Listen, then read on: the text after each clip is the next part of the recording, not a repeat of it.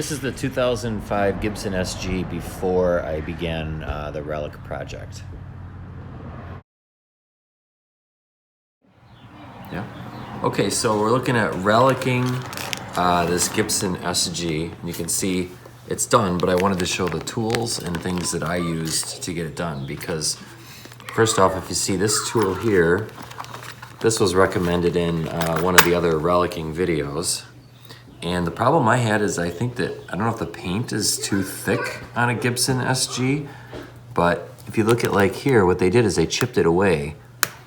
And you can see I'm having a very hard time getting that to chip, especially if you're holding it back here. That blade is way too flimsy. And you can see how much time it would take to get in there. So I started experimenting with different tools, and what ended up working for me was this knife, and coming in and see how much easier that starts scraping away. So I was able to do a lot better with the knife. Also in another video, they talked about using a chisel, and it looked great in the video. That was with, I think it was a Fender. And I started with this, and as light as I went, you can see I was digging into the wood and really wrecking the surface and taking up too much. And I could not get it to just go with the paint. So chisel did not work for me either.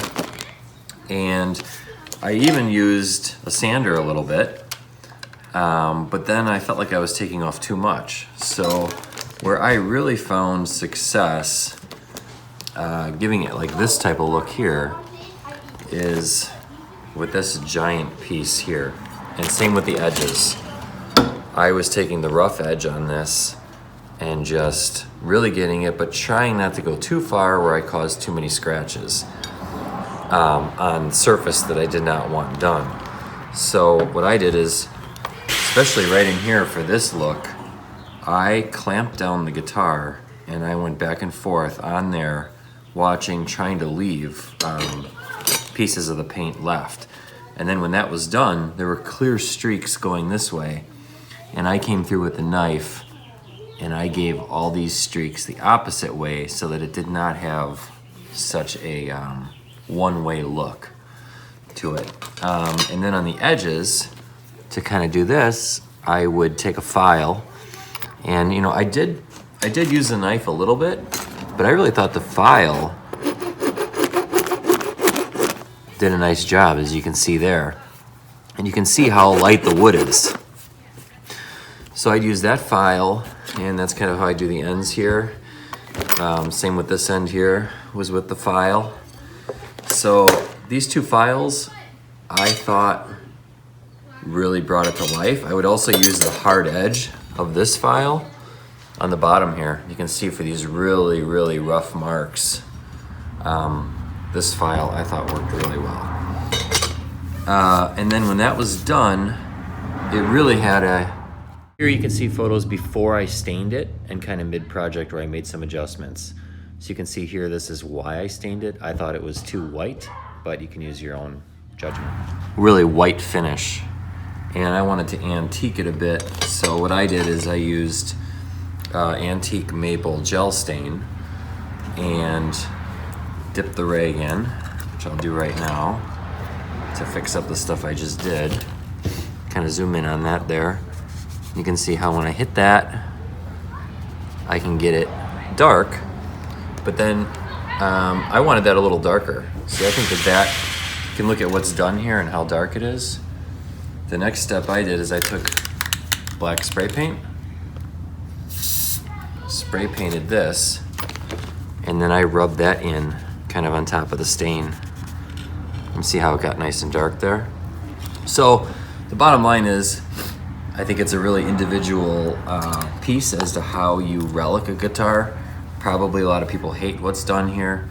I like it, but I wanted to show that for me, chipping with a chisel did not work well. For me, the knife and coming in and even using something as abrasive as this, I thought helped a lot for the heavy relic that I was looking for. but and then coming after it with some stain and some spray paint to darken it up to taste. And I think I'll keep adding on to it from there, but I had to use multiple pieces to figure out what to use. I mean, these were other items I had that I was going to use. At one point I hit the guitar here, and that's what caused these dents, but they ended up coming in like a, you know, it doesn't look nice the way that turned out. So I made a lot of mistakes when I did it, and I did try using this sander, and on the back there for the buckle where I used the sander to get that hole in there. I thought the paint was extremely thick on this guitar. It was very hard for me to get through. These here, these really sharp abrasions, are simply using this and just giving it one good rub, kind of like that. And see how it puts those teeth marks in there? And then what I would do right after that is I would come by with my stain, rub that in, get that less fresh look going there. So that was my advice on how to do it. For me, really the knife, but the paint is so thick on this SG that it is not as smooth as a lot of the other relics that I've seen done. So I can see why somebody might not like this job, but I'm trying to show the different tools that I used to get the effect that I have on it. So I'm gonna just take one more look around the guitar there. And on the bottom here was the same thing. That was the heavy file. And around the edges, this edge here I believe I sanded, and then I used the file, and there you have it. So there she is. That's good.